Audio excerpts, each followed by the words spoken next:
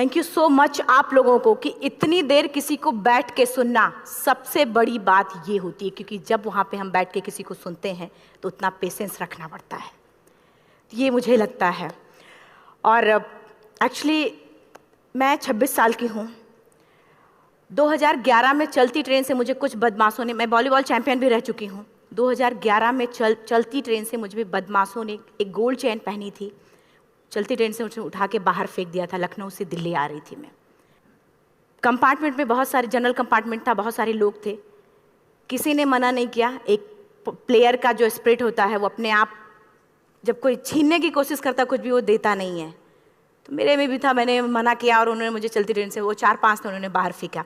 दुर्भाग्य ये था कि उसी समय दूसरी ट्रैक से ट्रेन आई और मैं उस ट्रेन में टकराई, फिर नीचे गिरी, दोनों ट्रेनें निकल गईं। कुछ देर बाद मैंने हाथ को ऐसे रख के उठने की कोशिश किया तो देखा कि मेरा पैर कट चुका था। थाई को उठा के देखा, मेरा पैर ऐसे जीन्स में लटका हुआ था, ब्लड फोर्सफुली निकल रहा, दूसरे पैर की हड्डियाँ टूट टूट के बाहर निकल चुकी थी। पूरी रात मैं चिल्लाती रही ट्रैक पे, छोटे छोटे पत्थर होते ऐसे चिल्लाती रही कि कोई बचा ले, कोई नहीं आया बचाने। और जब पूरी रात चिल्लाते चिल्लाते इतना कि मुझे दिखाई भी देना बंद हो गया, जब ट्रेन आता था तो वाइब्रेट होता था। इतना ही नहीं, फ्री का इनविटेशन भी लोगों को मिल गया था, कुछ लोगों को।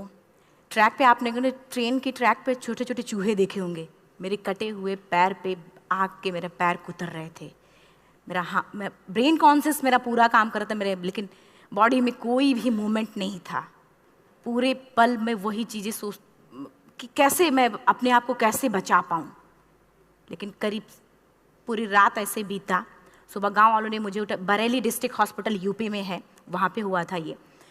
सुबह गांव वालों ने मुझे उठाया, डिस्ट्रिक्ट हॉस्पिटल ले जाके रखा। तो फार्मासिस्ट, डॉक्टर, सीएम, जितने लोग थे आपस में बातें कर रहे हैं, अरे हमारे पास तो एनेस्थीसिया नहीं है, ब्लड नहीं है, इसका इलाज शुरू करें तो हम कैसे करें। मुझे भी नहीं दिखाई तो नहीं, लेकिन मेरा सुनाई दे रहा था सब कुछ वहाँ पे। कहाँ से हिम्मत आई मुझ में, मुझे भी नहीं पता। मैंने बोला वहाँ पे कि सर जब मेरा पूरा पैर कटा, तब मैंने इतनी देर रेलवे ट्रैक पे थी, मैं उस चीज़ को बर्दाश्त किया, तो अभी तो आप मेरे अच्छे के लिए मेरे पैर काटेंगे। शायद आपको यकीन नहीं होगा, या फिर कभी आप लोगों ने ये चीज़ नहीं देखी, कोई डॉक्टर या फार्मासिस्ट अपना ब्लड दे के किसी पेशेंट को बचाया। मेरी इस बात को सुनने के बाद वहाँ के डॉक्टर और फार्मासिस्ट दोनों ने एक एक यूनिट ब्लड दिया और मेरे पैर को बिना एनेस्थीसिया अलग कर दिया गया। आज भी मैं उस दर्द को महसूस करती हूँ। जब भी मैं जब बोलती हूँ तब मैं वो चीज़ें महसूस करती हूँ। उसके बाद जब बात मीडिया में आई, लोगों को पता चला कि रिमा नेशनल प्लेयर है, KGMC king George medical college Lucknow में एडमिट करा, लखनऊ से फिर sport minister, AIIMS trauma centre Delhi. तब तक सब ठीक ठाक चल रहा था, प्लेयर होने की वजह से अच्छा ट्रीटमेंट मिलना शुरू हुआ। करीब 4 महीने मैं एम्स में रही। एम्स में रहने के बाद जब मैं थोड़ा ठीक हुई, करीब 25 दिन बाद जब ठीक हुई, न्यूज़पेपर में गोल गोल लिख के आ रहे कि अरुणिमा के पास टिकट नहीं था, अरुणिमा ट्रेन से कूद गई। उसका खंडन किया घर वालों ने, फिर बोला कि अरुणिमा सुसाइड करने गई थी। जिस लड़की का शरीर का एक अंग कट चुका, पूरी जिंदगी का पता नहीं कि व्हील चेयर है, बैसाखी या पता, यहाँ तक कि मेरे स्पाइन में 3 फ्रैक्चर था, मुझे ये भी नहीं पता था कि मैं बेड से उठ भी पाऊंगी कि नहीं। अंदाजा लगाया जा सकता, सिर्फ अंदाजा लगाया जा सकता है कि उसकी दिलो दिमाग पे क्या चल रहा होगा, उस परिवार की क्या स्थिति रही होगी जब जिस परिवार की एक यंग एज लड़की का इस तरीके का सिचुएशन हुआ हो। फिर भी कहते हैं कि जहाँ चाह होती वहाँ राह मिली जाती है। एम्स के हॉस्पिटल के बेड पे मैंने डिसाइड किया, क्योंकि अपनी बातें हम चिल्ला चिल्ला के करें, वो सिस्टम की इतनी हाई लेवल की बातें हो रही थी कि हम एक मध्यम वर्गीय फैमिली से थे, हम अपनी बातें चिल्ला चिल्ला के कह रहे थे, लेकिन कोई नहीं सुन रहा था। लेकिन कहते हैं मैंने अपने दिल, दिमाग, अंतरात्मा से ये चीज़ सोच लिया कि ठीक है, आज आपका दिन है, जितना चाहो बोल लो, एक दिन तो मेरा दिन आने वाला, मैं प्रूफ कर दूंगी कि मैं क्या हूँ, मैं क्या थी, ये मैं प्रूफ कर दूंगी। हॉस्पिटल के बेड पे डिसाइड किया वॉलीबॉल नहीं, लाइफ का सबसे टफ गेम करना है, तब मैंने माउंटेनिंग चुना। जब मैंने माउंटेनिंग कहने और करने में बहुत फ़र्क होता है। जब मैंने माउंटेनिंग की बात सोची और लोगों के सामने, सबसे बड़ी चीज़ थी सही गाइडेंस में ट्रेनिंग लेना, दूसरा स्पॉन्सरशिप। इतना बड़ा एक साथ तो मैंने 40 से 50 लाख मैंने वाकई में कभी नहीं देखे थे पहले। मेरे लिए बहुत बड़ी चीज़ थी वो इकट्ठा कर पाना। जब मैंने लोगों के सामने रखा कि मैं माउंटेनिंग करना चाहती हूँ, एवरेस्ट के लिए मुझे ट्राई करना है, हर किसी ने मुझे बोला कि क्या है, पागल हो चुकी हो क्या, तुम्हारा दिमाग खराब हो चुका, तुम कभी नहीं कर सकती माउंटेनिंग। एक पैर आर्टिफिशियल है, दूसरे में रॉड है, और तुम्हारा दिमाग खराब है, स्पाइन में भी फ्रैक्चर है, तुम पागल होगे, चुपचाप कोई नौकरी करो, जीवन यापन करो। क्योंकि लोगों का सबसे बड़ा प्रॉब्लम ये होता, लोग फिजिकल देखते, पैरों को मेरी अंतरात्मा में क्या चल रहा था वो तो किसी को पता ही नहीं था। मुझे लगता है कि आज यहाँ पे मैं भी सुबह से देख रही हूँ, इतने अच्छी अच्छी चीज़ें मैंने सीखी यहाँ पे। बहुत बड़े बड़े स्पीकर को शायद आप लोगों ने भी आज मैं भी आपको यहाँ पे कि चाहे जितना मोटिवेट करूँ, चाहे जितना चीज़ें मैं बताऊँ, लेकिन मुझे लगता है सबसे बड़ा मोटिवेटर कौन होता, आप खुद। जिस दिन किसी भी लक्ष्य के प्रति आपकी अंतरात्मा जाग गई, आपको कोई नहीं रोक सकता उस लक्ष्य को पाने में। ये मैं किताब से बातें नहीं बोल रही हूँ, ये मैं एक एक पल मैंने मैं कोई भी किताब की बातें नहीं, एक एक पल आज जो मेरा 26 साल का एक्सपीरियंस है वो मैं बता रही हूँ सिर्फ आपको। उसके बाद किसी तरीके से मैनेज किया मैंने। भाई साहब, मेरा परिवार मेरा बैकबोन था। परिवार ने मुझे, भाई साहब ने मुझे कहा कि मैडम बछेंद्री पाल जिन्होंने 1984 में एवरेस्ट समिट किया, उनसे मिलते हैं, वो जरूर कुछ ना कुछ करेंगे। हॉस्पिटल से निकलने के बाद मेरे राइट लेग में स्टिचेस लगी थी। मैंने डायरेक्टली घर जाने की बजाय, जब लोग ये सोचते हैं कि मुझे अपना जीवन यापन कैसे करना है, जब लोग ये सोचते हैं कि मुझे अपनी ज़िंदगी के मेरे दिमाग में सिर्फ 2 चीज़ें चल रही थी, मुझे इनका जवाब कैसे देना है और एवरेस्ट समिट कैसे करना है।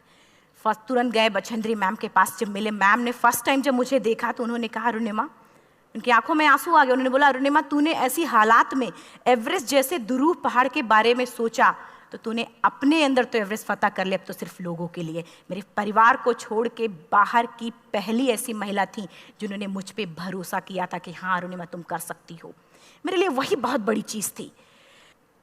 प्लानिंग भी कर ली, मैम भी मिल गई, सब हो गया। लेकिन जब उतरते हैं फील्ड में तब पता चलता कि हम क्या हैं। रोड हेड से मैं पहुंच गई। मैडम ने कहा कि ठीक है, तुम्हारे कहने, तुम्हारे सोचने से कुछ नहीं होगा, अरुणिमा प्रूफ करो कि कर सकती हो। मैंने कहा बस एक मौका चाहिए मुझे।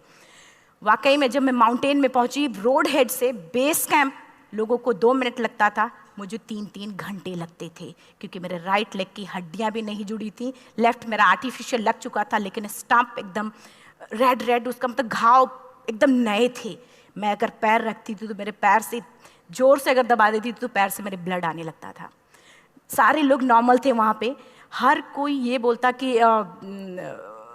एक पीक के लिए जाते थे तो हर कोई मुझे ये बोलता कि अरुणिमा तुम धीरे धीरे आओ। मेरे दिमाग में हर बार यही बात चलती थी कि क्या है, मैंने एवरेस्ट का प्लान किया, मैं इनके बराबर भी नहीं चल पा रही हूँ। खुद से संकल्प लिया कि कोई बात नहीं, एक दिन ऐसा आएगा कि मैं इनसे पहले जाऊँगी। और आपको शायद यकीन ना हो, आने वाले 8 महीने बाद पूरा का पूरा वेट उठा के बेस कैंप से साथ निकलते और टॉप पे पहले पहुंचते। ऐसे करके देखते थे कि अरे ये लोग तो पीछे। खुशी होती थी। उससे भी ज़्यादा मुझे खुशी तब होना शुरू हुआ जब वो सारे लोग आके मुझसे ये पूछते, मैडम खाते क्या हो, बता दो, पैर नहीं है फिर भी कैसे चलते हो। उसके बाद पूरा मुझे स्पॉन्सरशिप मिला। मैं जब एवरेस्ट के लिए गई, मेरे लिए सबसे बड़ा, एवरेस्ट की जर्नी में मेरे सबसे बड़ा चैलेंज यही था कि दूसरे को समझा पाना। मैं नहीं समझा पाती कि भाई मैं कर सकती हूँ। जब मैं एवरेस्ट के लिए, शेरपा होता, शेरपा को जब ये बात पता चला कि मेरा प्रोस्थेटिक लेग है, आर्टिफिशियल लेग है, दूसरे में रॉड, बोला नहीं ले जा सकता, इसकी वजह से तो मेरी भी जान जाएगी। मैडम ने, हमने सबने कन्विंस किया किसी तरीके से। मन वाकई में जो टीवी में हम और उसमें फोटोज़ में देखते हैं, ब्लू और ग्रीन आइस, हिला देने वाला होता। जितना सुंदर दिखता उतना ही हिला देने वाला होता। जब मैं हमारे ग्रुप में 6 लोग थे, रॉकी एरिया तक मैं सबसे पहले थी, लेकिन जैसे ही मैं ग्रीन और ब्लू आइस में गई, मेरा आर्टिफिशियल लेग स्लिप कर जाता था। फ्रंट पॉइंटिंग से, जब मैं फ्रंट क्रैम्पोन से फ्रंट पॉइंटिंग मारती थी, लेफ्ट से पेन होता था तब भी करते, लेकिन आर्टिफिशियल जैसे फ्रंट पॉइंटिंग मूव हो जाता, मेरा पैर ही मूव हो जाता था। शेरपा मुझे बोला नहीं हो सकता अरुणिमा, जबरदस्ती मत करो। मैंने कहा कुछ नहीं, ये मेरा पैर है, मैं जानती हूँ कैसे चलेगा। फाइनली 1, 2 बार, 3 बार करने, 4 बार, 5 बार होल हो जाता था। आइस थोड़ा टूट के निकलता था तो मैं वहाँ पैर रख के जाती थी। कैंप 3 तक ठीक था, प्रॉपर एक्लेमेटाइज किया अपने आप। कैंप 3 तक जनरली गए। बात जब कैंप 3 के ऊपर की होती है, साउथ कोल समिट, अच्छे माउंटेनियर, अच्छे दिलेर के हौसले धरे के धरे तब रह जाते हैं जब अपनी आंखों के सामने किसी को मरता देखता है, और दिमाग में बात, जब जिसको डिसीजन मेकिंग, और जब दिमाग में बातें जब ये आने लगती हैं कि अरे जिस चीज़ के लिए हम जा रहे हैं उसी चीज़ के लिए आदमी मर रहा है, इसी चीज़ के लोग लिए मर चुके हैं। रात में क्लाइंबिंग, ज़्यादा से ज़्यादा माउंटेनिंग रात में की जाती है क्योंकि वेदर शांत होता है। जब मैं रात में निकली साउथ कोल से, कैंप 4 से, मेरी हेडलाइट जिधर ही हेडलाइट जा रही थी उधर ही डेड बॉडीज़ मुझे नज़र आ रही थी।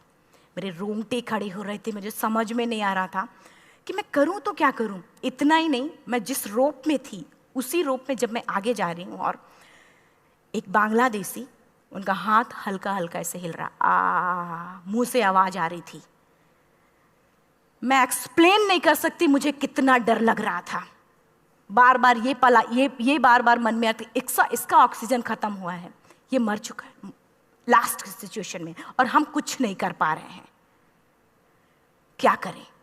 उसके बाद मैंने 10 से 15 मिनट सिर्फ मैं वहाँ खड़ी रही। मैंने सिर्फ इतना बोला कि अगर आप सभी में से सभी ने एवरेस्ट सबमिट कर लिया तब तो ठीक है, अगर नहीं सबमिट किया है मैं सबके लिए एवरेस्ट सबमिट करूँगी और जिंदा वापस जाऊँगी। क्योंकि जैसा हम सोचते हैं हमारी बॉडी उसी तरीके से जनरेट करना शुरू करती है। मैंने डेड बॉडी, क्योंकि जा ही नहीं सकते थे किनारे से, उसी रोप में वो एंकर है, डेड बॉडी को लांगी और लांग के जाना शुरू किया। हिलेरी स्टेप साउथ समिट के करीब जब मैं खुद पहुंची, मेरे शेरपा ने एक जोर से झटका मुझे दिया कि अरुणिमा वापस चलो, तुम्हारा ऑक्सीजन खत्म हो रहा है।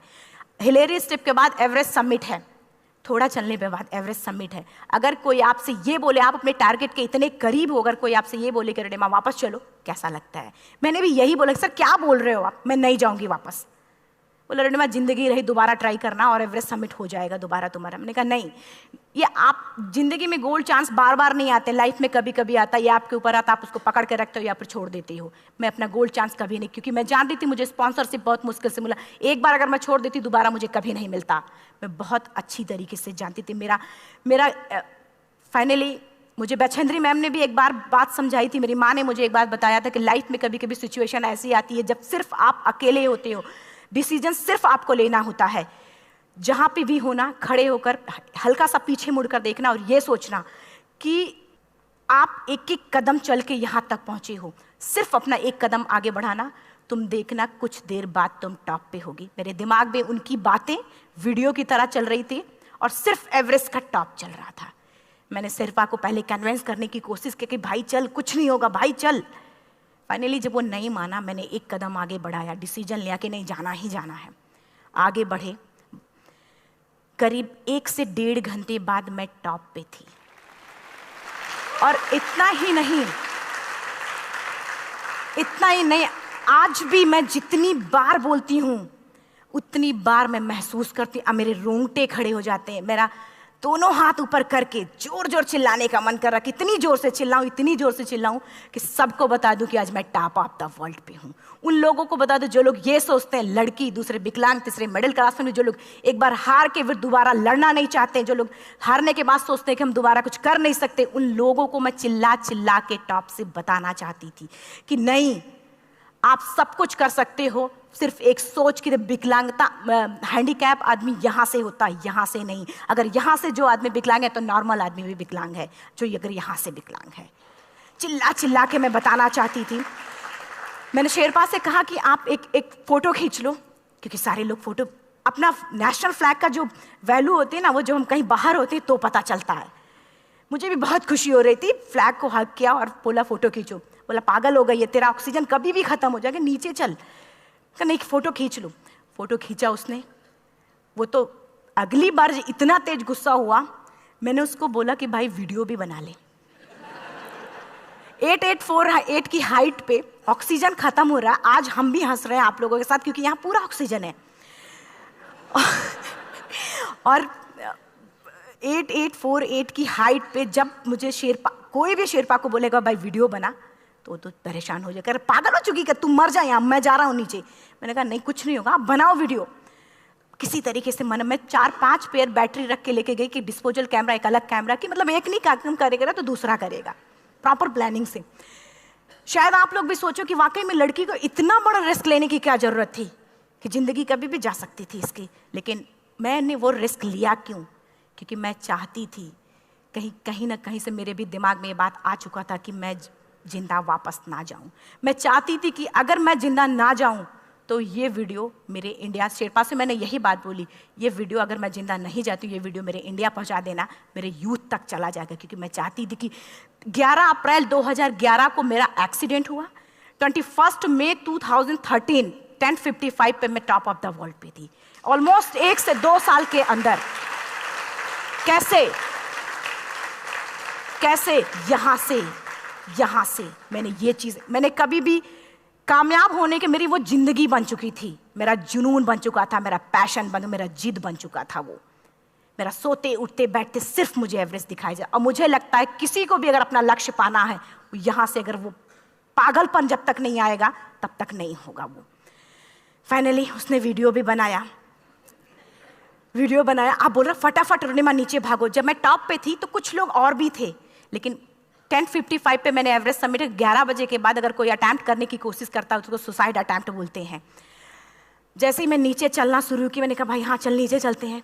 ज़्यादा से ज़्यादा मौतें नीचे आते वक्त होती हैं एवरेस्ट पे। जब मैं नीचे आ रही हूँ, थोड़ा दूर ही मैं नीचे चली थी, मेरा ऑक्सीजन पूरी तरीके से ख़त्म। सिर्फ अंदाज़ा लगाया सकता कि जब ऑक्सीजन ख़त्म हुआ क्या परिस्थिति रही होगी। मैं ऐसे नीचे गिर गई और शेरपा मुझे बोल रहा कि रोनिमा मुझे यकीन नहीं था कि तू एवरेस्ट सबमिट कर पाएगी, लेकिन फिर भी तूने किया। मैं चाहता हूँ कि रोनिमा जिंदा चल, तू वापस उठ, खड़ी हो। मुझे खड़ा करने की वो कोशिश कर रहा था बार बार, मैं खड़ी नहीं हो पा रही थी, वाकई में दम ही नहीं था। लेकिन फिर भी कहते हैं कि जैसे हमारे नियम होते हैं वैसे ऊपर वाले के भी नियम हैं। उसकी लिस्ट में जब मेरा नाम नहीं है तो वो मुझे नहीं ले जा सकता। अगर दूसरी चीज़, मेरा कॉन्सेप्ट एकदम क्लियर हो चुका था। जब रेलवे ट्रैक पे मैं थी, रेलवे ट्रैक पे 7 घंटे में पड़ी थी, 49 ट्रेन अप डाउन हुई थी, तो मेरा कॉन्सेप्ट एकदम क्लियर हो चुका था। इसका मतलब है कि ऊपर वाले ने अगर मुझे कुछ बचाया है तो कुछ ना कुछ इतिहास रचने के लिए बचाया है। मैंने पॉजिटिव तरीके से सोचा। और उसी समय एक ब्रिटिश क्लाइंबर नीचे से ऊपर आ रहा था और उसके पास 2 ऑक्सीजन, तो उसने एक को वहीं फेंका और दूसरे को लेके नीचे जाना शुरू किया क्योंकि वेदर ख़राब था। मेरा शेरपा मुझे एंकर किया और जाने लगा नीचे, और वो फटाफट उसको लेके आए, मुझे लगाया। उसने बोला रोनिमा तू बहुत लकी है कि तुझे यहाँ पे ऑक्सीजन मिला है। वाकई में ऊपर वाला भी चाहता है कि तू जिंदा रहे। वो मुझे बार बार लकी लकी बोल रहा था। शायद आप लोग में से भी कोई होगा कि जो लक और भाग्य जैसी चीज़ों पे यकीन करता हो, या पता नहीं भी। मैं किसी की भावनाओं को ठेस नहीं पहुंचाना चाहती, लेकिन मैं इन किसी भी चीज़ों पे भरोसा नहीं करती, क्योंकि मेरा मानना है कि लक भी उसी का साथ देता है जिसके अंदर जीतने का जज्बा है। अगर आपके अंदर जीतने का जज्बा नहीं है, चारों तरफ सिर्फ बहाने होते हैं, सिर्फ बहाने, इतना सारा एक्सक्यूज़ होता है। शायद मैं भी अगर वापस आ गई होती तो मैं बोल देती मेरा ऑक्सीजन खत्म है, कोई मुझसे पूछने ना बछेंद्री मन, ना मेरा परिवार, कोई भी मुझे पूछने नहीं आता। लेकिन क्या कभी मैं अपने आप को समझा पाती? कभी नहीं। फाइनली जो भी था, लक भाग्य किस्मत में नीचे आ रही थी, बहुत खुश थी। माउंटेन, डेड बॉडीज, मेरा शेरपा, ये लोग थे। मैं किसी से शेयर भी नहीं कर पा रही थी कि अरे मैंने एवरेस्ट सबमिट किया, किसी से शेयर भी नहीं कर पा रहे थे। फटाफट मैंने नीचे हील मार के, हमारे से हील मार के नीचे आ रहे थे। एकाएक मेरा प्रोस्थेटिक लेग, पूरा का पूरा लेग ही निकल गया। -60 डिग्री तक टेम्परेचर डाउन हो जाता है एवरेस्ट पे। मेरा हाथ वगैरह ये सब ऐसे मूवमेंट, ऐसे मुड़ नहीं रहा था, ब्लड निकलने लगा था, ये सब यहाँ था। मुझे शेरपा से मैं बोल रही हूँ कि ऑलरेडी मेरा पैर कटा हुआ है, अगर दिमाग में ये बात है कि मेरा हाथ भी काटना पड़ेगा, कैसा लगेगा मेरा दिमाग। क्योंकि ये ऐसा मूवमेंट, रेड 3 स्टेज होती हैं। रेड मेरा हो चुका था, रेड, ब्लैक, ब्लू, ब्लैक हो तो काटना पड़ेगा। तो बार बार मैं बोल रही हूँ शेरपा से कि भाई हाथ मेरा कुछ हो रहा है, इसमें मूवमेंट नहीं हो रहा है, यहाँ सबसे ब्लड हो। बोला रोनिमा कुछ नहीं, जितना नीचे जाएंगे उतना अच्छा होगा। प्रोस्थेटिक लेग मेरा निकल चुका है, मैं रुकी हूँ, मेरा ऑक्सीजन चल रहा, बड़े मुश्किल से लक भाग्य किस्मत जो भी था मुझे मिला था। शेरपा मेरे आगे है, लास्ट मोमेंट तक वो मुझे बोलेगा, अगर वो मैं नहीं चलती वो मुझे छोड़ के चला जाए। गलती उसकी भी नहीं होती, क्योंकि वो क्या करे, क्लाइंबर की वजह से या तो अपनी जान वो भी दी, गलती उसकी भी नहीं है। लास्ट में मेरी आंखों से आंसू निकलने लगा। मैंने सोचा क्या करूँ अब, रोने अपने आप आंसू ने कहीं ना कहीं से आ ही जाता है। दूसरे पल मुझे समझ में आ गया कि रोने धोने से कुछ नहीं होगा। मैंने आंसू को पोंछा और रोप, जो मेरी रोप थी, रोप को पकड़ा, दूसरे हाथ से आर्टिफिशियल लेग को, पैर को घसीट के चलना शुरू हो गया, क्योंकि मेरे पास यही था। ये तो दूसरा था, गिव अप कर दो ही चीज़ थी। पैर को घसीट चलना शुरू हुआ। कुछ दूर नीचे चलने के आने के बाद रॉक था, उसमें घुसे, पैर को खोला, सही किया, फिर नीचे चलना। Camp 4 to summit to camp 4 3500 feet है, और इसमें टोटल जनरली लोग 16 से 17 घंटे में सबमिट कर लेते हैं। मुझे टोटल 28 घंटे लगे थे। हर माउंटेनियर, चाहे बाहर का या फिर इंडिया का, हर किसी ने ये मान लिया था कि अरुणिमा जिंदा वापस नहीं आएंगी। हर किसी ने ये चीज़ मान लिया था। लेकिन मुझे लगता, जब मैं वापस साउथ पोल पहुंची, जब मैं टेंट का जिप खोला, मैंने हर किसी ने कहा कि अरे तू यहाँ है, हम तो सब सोच लिए थे तू चली गई। हर किसी ने ये बोला था। फिर सब खुशी मना रहे थे हम सब। देखिए, ये सब बताने का मेरा सिर्फ एक मकसद था कि सब कुछ हम में है, हम जैसा चाहें वैसा कर सकते हैं। ऑलरेडी टाइम हो चुका है। मैं एक चार लाइन की पंक्ति सिर्फ बोलूँगी। मैं एक्चुअली, मेरा एम है कि मैं वर्ल्ड के जो कॉन्टिनेंट हैं, कॉन्टिनेंट के हाईएस्ट पीक समिट करूं। एशिया का एवरेस्ट हो चुका है, अफ्रीका किलिमंजारो हो चुका है, यूरोप का एल्ब्रुस हो चुका है। 23 नवंबर को मैं जा रही हूँ ऑस्ट्रेलिया हाईएस्ट पीक के लिए। बस आप लोगों की गुड विशेस चाहिए। और 4 लाइन, अभी तो इस बाज की असली उड़ान बाकी है, अभी तो इस बाज की असली उड़ान बाकी है, अभी तो इस परिंदे का इम्तहान बाकी है, अभी अभी मैंने लांघा है समुद्रों को, अभी तो पूरा आसमान बाकी है। Thank you so much. Thank you.